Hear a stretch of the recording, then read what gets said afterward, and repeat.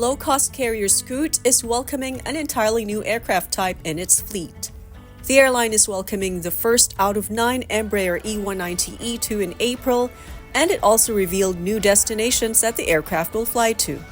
At the 2024 Singapore Airshow, AeroTime caught up with Scoot COO Chee Keong, more popularly known as Keong, for the next installment of our Executive Spotlight interview series. Shared how the Embraer E190-E2 integrates with the airline's operational vision, how the airline crew is training for the new aircraft, and how Scoot is adjusting aircraft maintenance to suit a completely new aircraft type. All right, CK, thank you for having us. No, it's a privilege and a pleasure to be here. Okay. So CK, April or March and April is fast coming, and the arrival of the Embraer E190 is happening soon. Can you tell us how this will pivot the operational division of Scoot? Because it's quite different from your current fleet. Yeah, so the E2 basically will allow us to fly to places where we find that if we operate with the conventional 320 or the 77s that we have, it's overcapacity. There are some places where we think we don't have that kind of capacity yet, and they also allow us a chance to experiment, to fly to new routes and basically explore new frontiers, so to speak.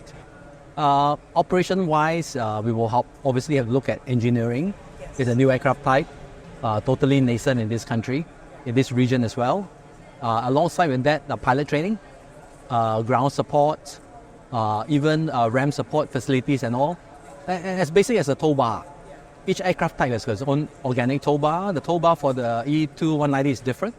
And in this part of the world, I dare say that the Embraer doesn't really show its face pretty much. So in that sense, I think it will be a new addition, and I'm very sure the general public and our customers will be very excited.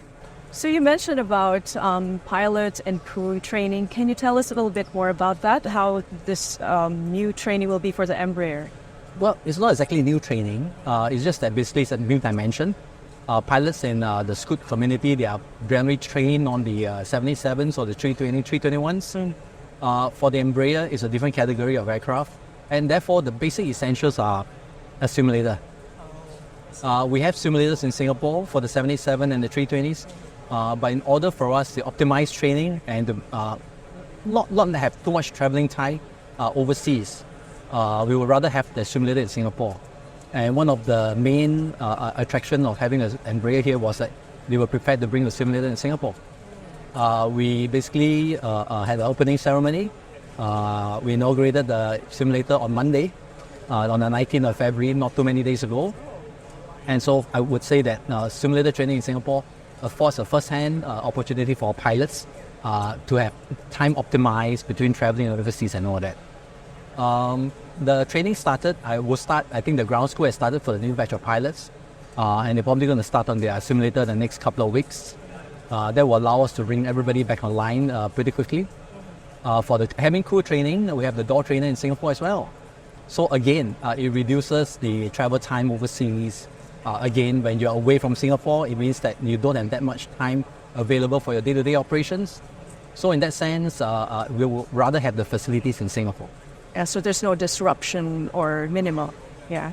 And finally, CK, with all this fleet expansion, what's the significance of MRO? Well, MRO, the line maintenance will be performed by our sister company, SIEC. I see. Again, they'll have to learn.